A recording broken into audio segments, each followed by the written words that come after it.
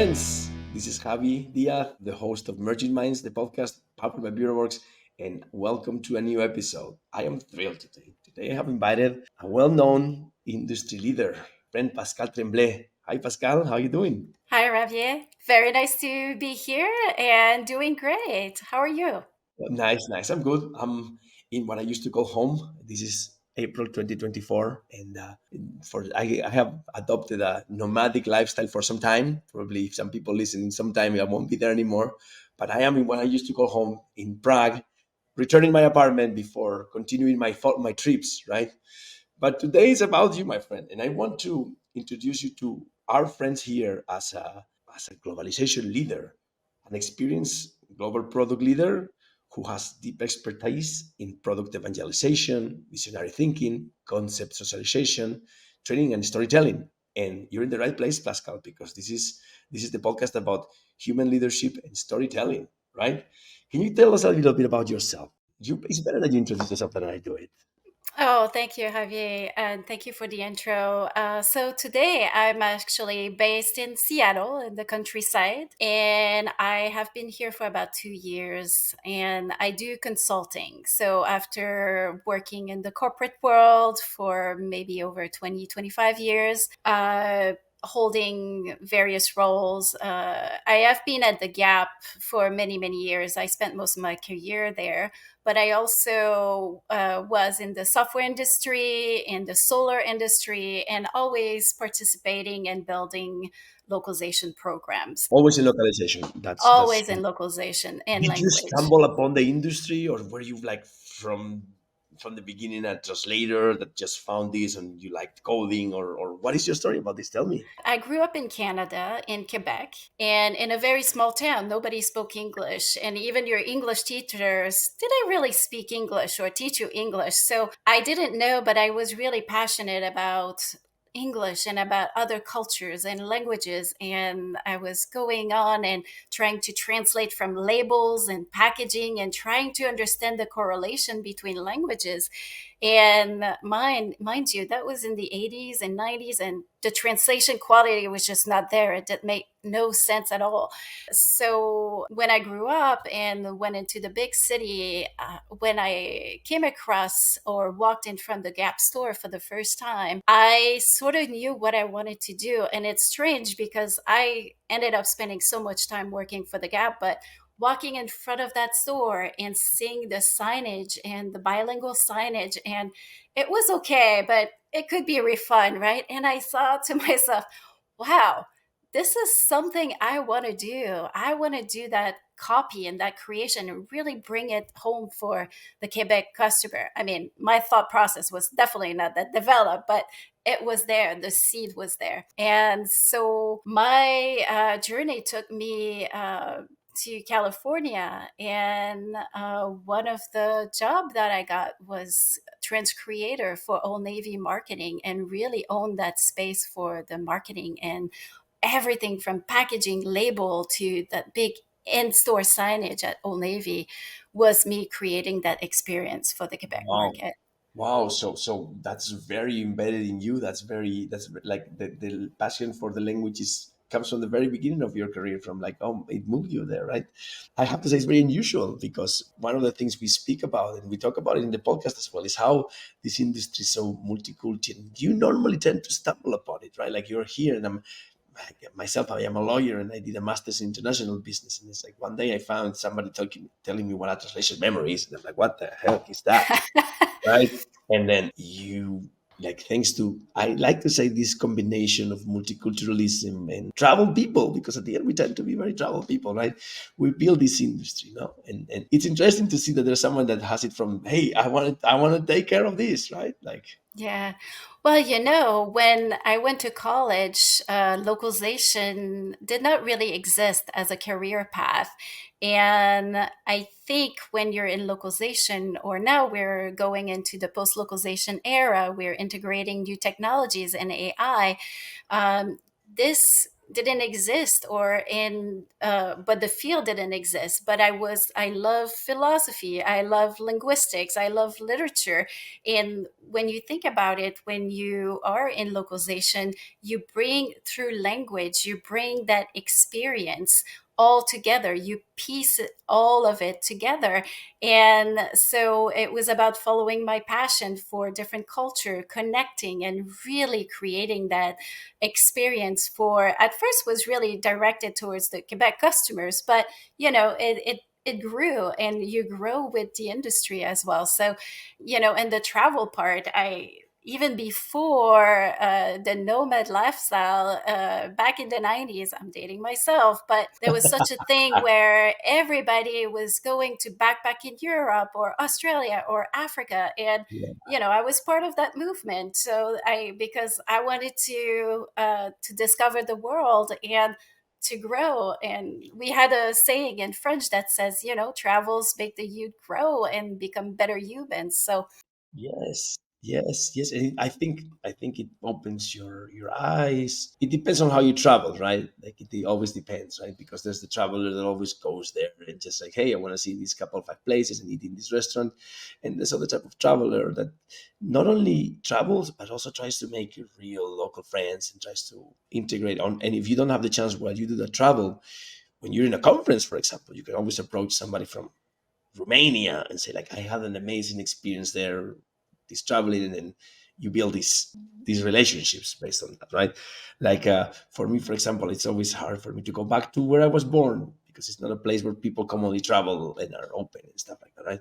So I think this is a beautiful thing that always binds us and brings the our industry and our people together. So it's great to see that you've always been doing this, and I'm happy that you shared that story with us. So there yeah. was Pascal, and then I want to go directly to ask you because you just mentioned it right now. You were talking about the evolution we've experienced in the industry that you've seen, right? And now, for a couple of years, we're recording, as I said, in April 24. We've been bombarded with AI and with machines and all that stuff as if it wasn't there before, right?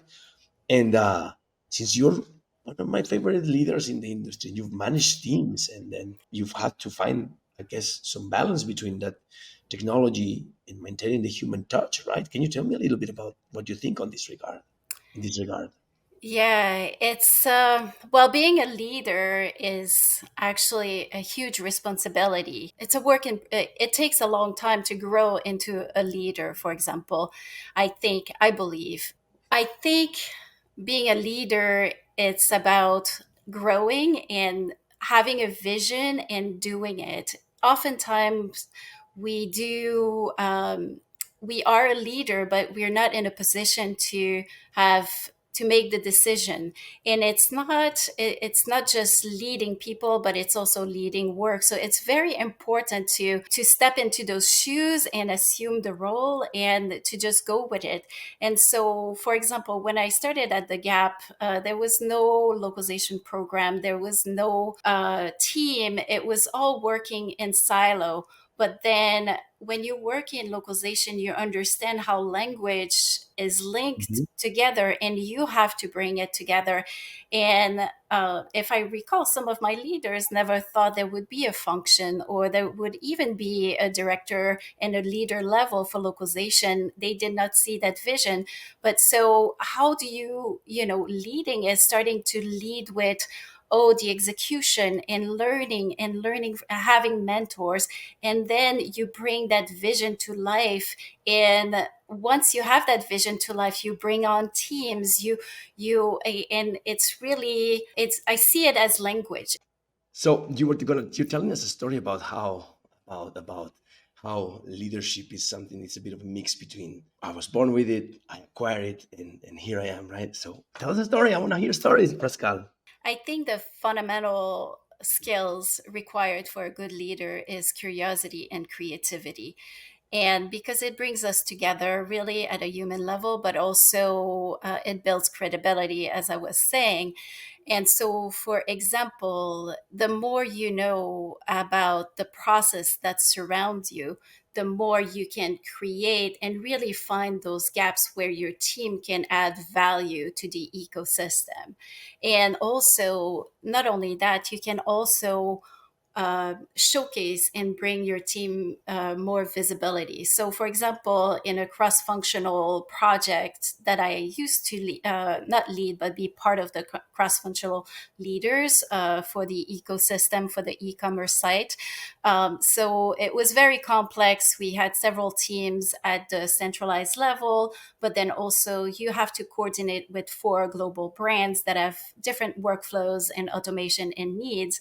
And my team made a point of, and myself included, to understand every aspect of each of the brand's business and workflows, and from merchant to the system to then to the production of design and then to going live, so that we could really add value for the language experience.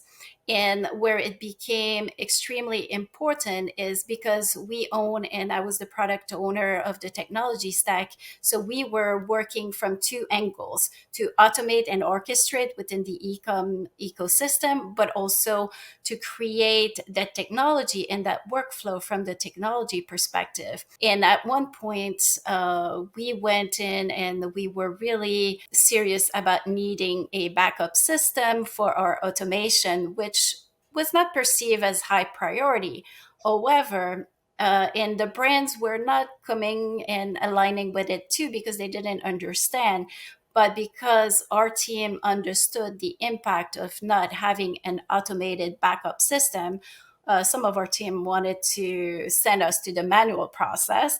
And when I broke it down with numbers and the possible backlog, and I was able to also showcase the impact of what would happen to the brand production team at the same Mhm. time as the localization team. So just not even talk about our localization team, but go beyond.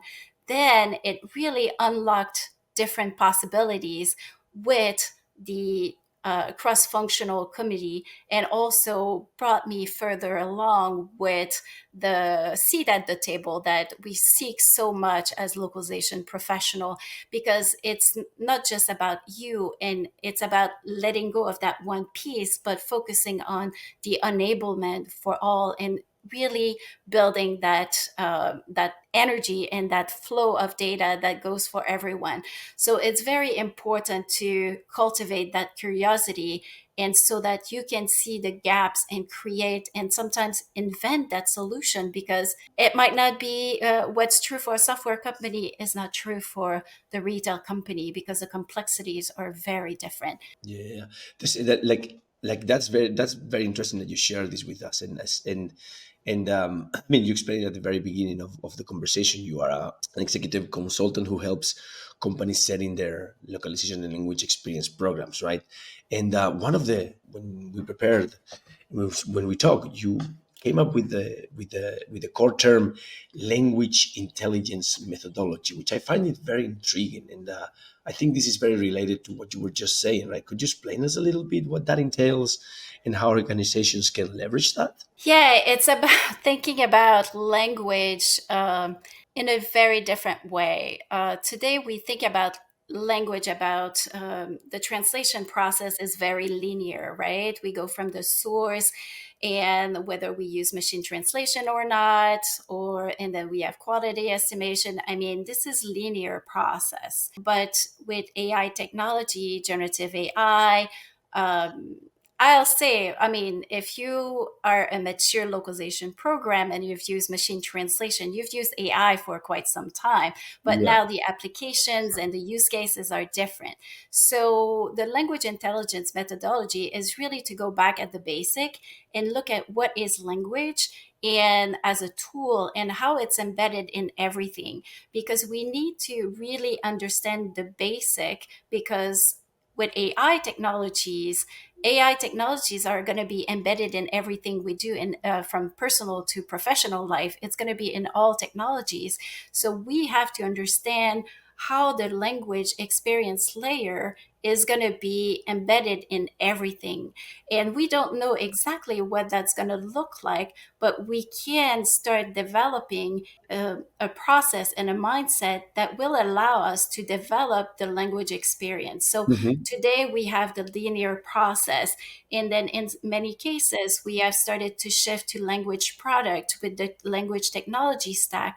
And what does that look like in your ecosystem?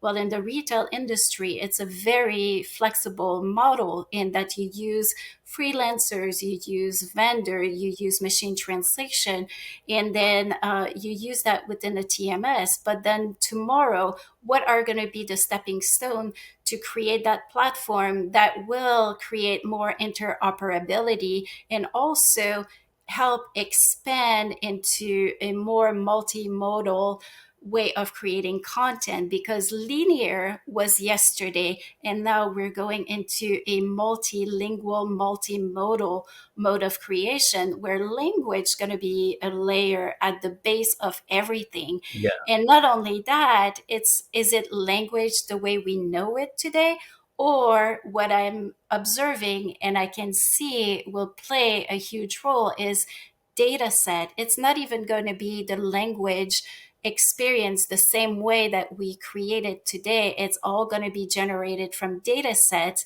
into, and the source target concept are not going to be there. They're going to be different. And so actually I have created some workshop where it's not about teaching AI, but it's about developing a curious and creative mindset so that you can develop your team and start thinking about the use cases that you can start adopting, and also start laying the stepping stones. Because today the technology to operationalize adequately AI are not there, but we can see the seeds have been planted. And how do Oh, we start? I love gardening and building a homestead. So how do you start watering those seeds, and what is that going to look like, right? yeah. I mean, and gardening is like it requires patience. It's slow, and nowadays everything is super fast paced, right? And there's advancements coming everywhere. Like we, Bureauworks as a company, we're an AI powered platform, right?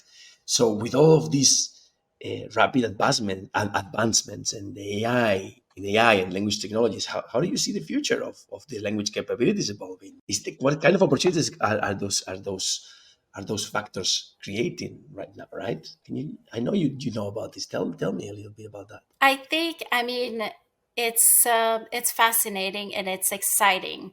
And the way I look at it is that we're going to need a different infrastructure to really operationalize language. So already a couple of years ago, I had started with vendors talking about generative AI when it was not even there, because one of the biggest challenge when you're in a corporate environment is to link all the language asset together, and that's just going to amplify with AI because you're so how do you bring it to life in an environment?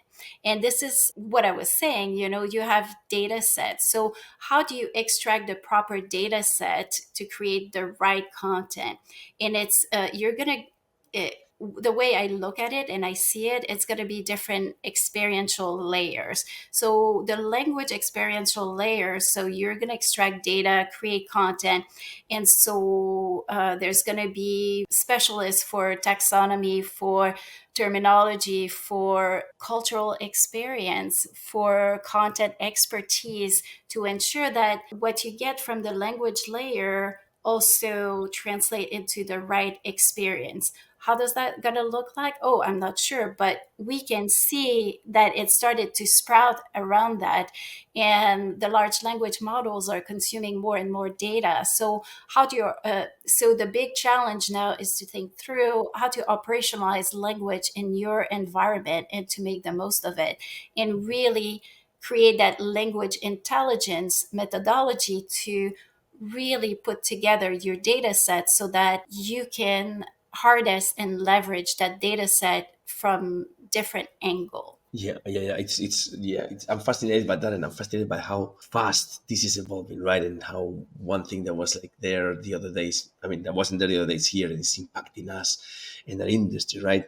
And since we're talking about generative AI, right, can you elaborate on how organizations can effectively integrate AI language and workflow solutions into the localization framework while keeping the teams motivated and organized? Tell us about some challenges there. Yeah, I think it's important to think about it as a transformation of your work, right? The way I've been leading my team, and I was very close also to my resources. And we have seen so many transformation in the language industry, from cat tools to machine translation to now generative AI. So over the past 2, 3 decades, it's all about adapting, but we have to adapt faster. Yeah. So it's about being open to learn and to understand what is the place of the human and where do we create the most value. My teams have always been extremely lean because you want to make sure that the work you do every day, and regardless of AI or not, it's Mhm. about creating value. And so if your work on a daily basis is not creating value, and this is a topic I had on the docket with my team meetings, is like, if your work is redundant, it's not creating value, we need to address it so that you can bring the proper level of human touch within this ecosystem, and it makes your job worthwhile, and also it's more cost efficient for the company, right? So it's a win-win. So now with AI, it's about its continued transformation a little faster, but also how do you continue to bring value, and where are these pain points, I should say, or those low hanging fruits currently. And unfortunately, what I see a lot is, we're adapting AI in current workflows with the current mindset. This is not where we're adding the most value. The most value will be when we flip it upside down and we really start thinking about new use cases. And but also, to be fair, we don't have all the infrastructure to apply it in different ways. So now, if you have to give advice to those who are okay, let's put it this way: to those who are starting, what advice would you give them right now? To those in this evolving landscape that you just mentioned.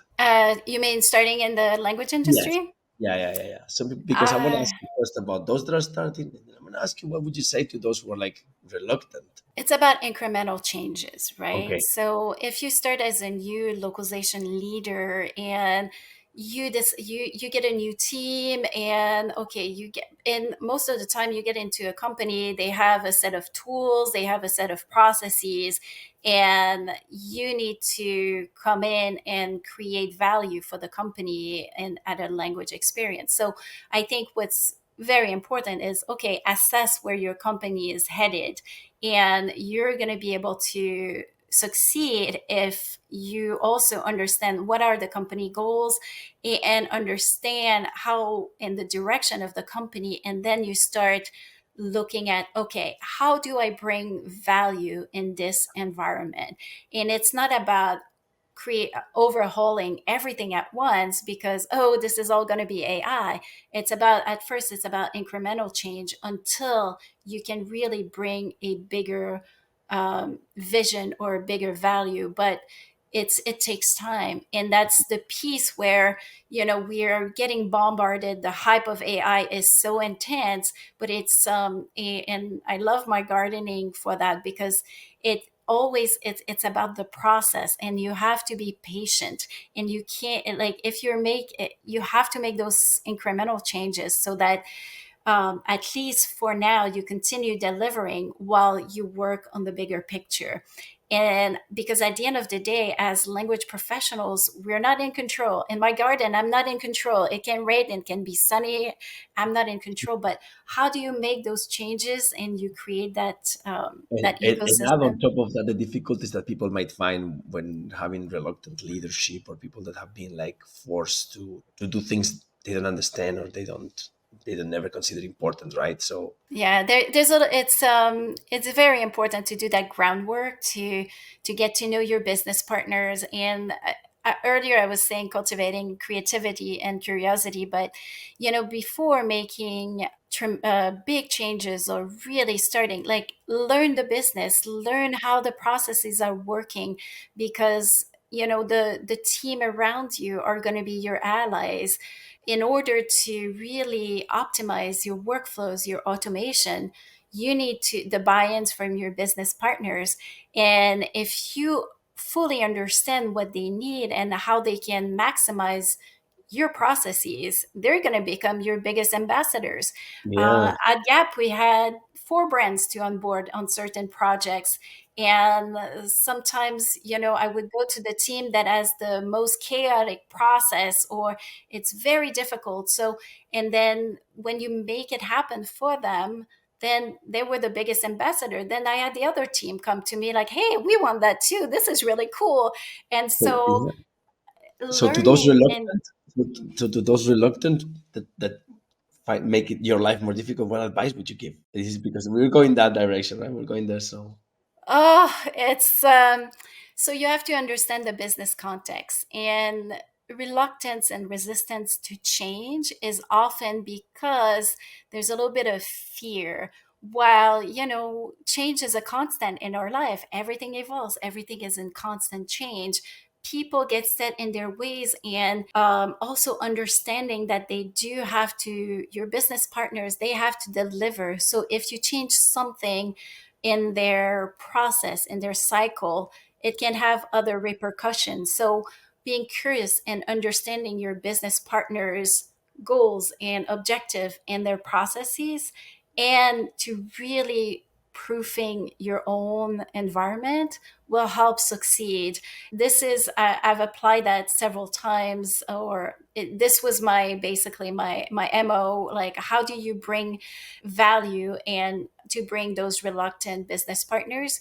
You create the best possible product and the best possible process. And actually, if you can add a dose of fun to it, to some of the yeah, features, then, oh my god, this is a no-brainer. yeah, We had a feature that was so simple and yet so efficient and so wonderful.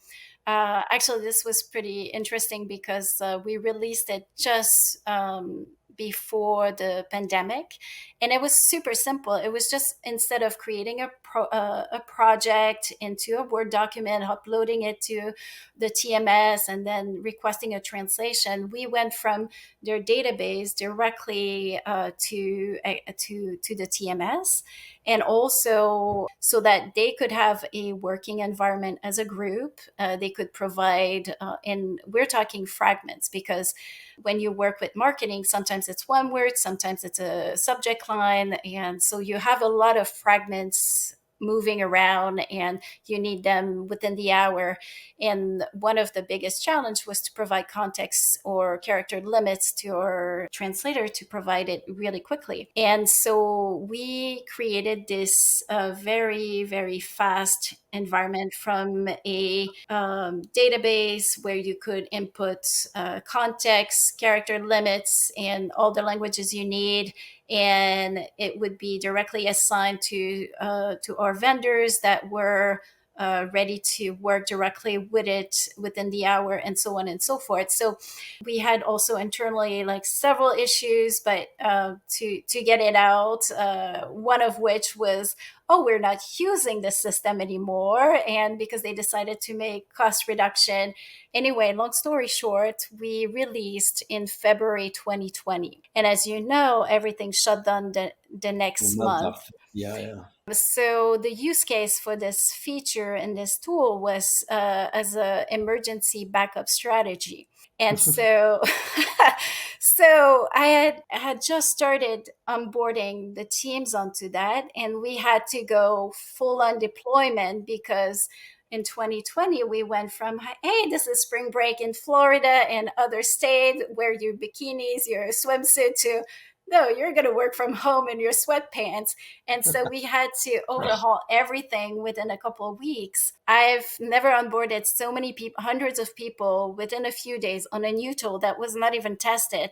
And because it was such a fun tool, everybody loved it. And I was able to prove my point. And that became one of the most love feature because the word spread. And so it was specifically for ecom teams, but then communications wanted it and all the other team wanted it. So it was pretty cool. That's great. Pascal, I love your energy. I love how you're a creative person as well, how you've been able to put that creativity into leading teams and to helping others and to putting, people in situations in advance before they happen. And I have really enjoyed knowing a little bit more about you. I met you before in person, but we never really had this chance of talking and sharing this conversation, these ideas, right? Whenever I have guests in the podcast, I'm trying to tell them to share their human leadership stories, their stories as well, like how they came here, how they were there, how whatever, right? And always to close the podcast, I always try to ask 3, 4 personal questions that are the same to every guest, and I would kindly ask you to reply them. So I always ask any guest that comes before they say goodbye, what was the last thing they Googled? Oh, it was about chickens. I love it. We're starting our flock of chickens. And as we got chicks, I was Googling how do you determine if it's a hen or rooster because we're not Oh, so sure we have all hens. that's lovely. So jump back to when you were 12. What did you want to be back then? Were you already thinking of like localizing all the Gap shops, or what were you thinking when you were 12? What would you think you will be when you were 12? At 12, I was very involved with music. And so I played violin for many, many years. And so I thought I might become a musician. Okay, well, my next question I always ask, and it's about I am a big fan of music, rock and roll, especially in blues. I always ask our guests if you can define yourself as a band and as a song, or if you can pick a band or a song, or if not, maybe you can pick an opera. Because if I have to pick an opera and a composer, I would pick Wagner, Lohengrin. Which one would be your pick? Well, one of the it's such a difficult question. Um, One of the reason I find myself in the language industry, I attribute it to Leonard Cohen, which is a Oh yeah, singer songwriter in from poet. Montreal and Yeah, yeah. poet. And the reason I developed and learned English so proficiently was because I really wanted to understand his poetry to the core. Have you visited the And museum? Is museum there?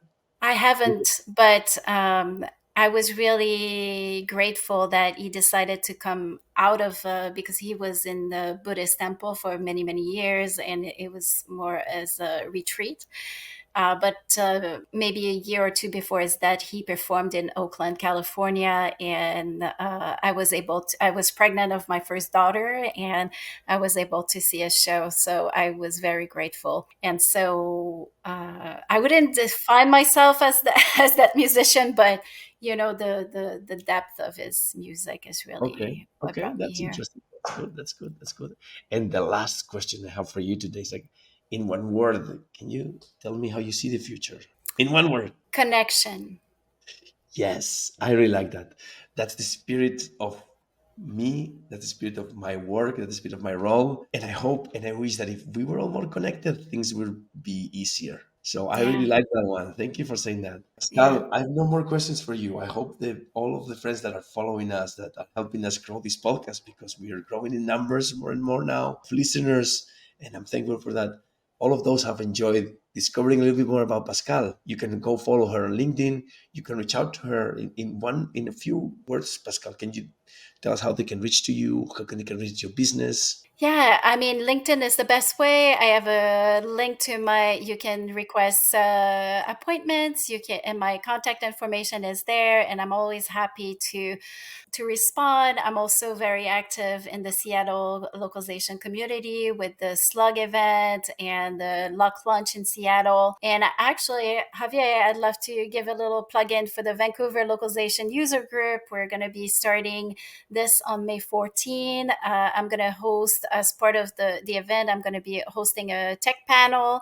And so it's going to be super exciting. So if you're in the Oh, area, come and see us. Not those days. I'll be on the other side of the world, in Asia. But I promise that I will go because I visit Seattle every year, at least once or twice. And we have common friends there from the industry. So I look forward to seeing you soon, my friend. Thank you so much for sharing this time with us. Thanks for everybody for listening. And until the next episode, bye. Bye. Thank you.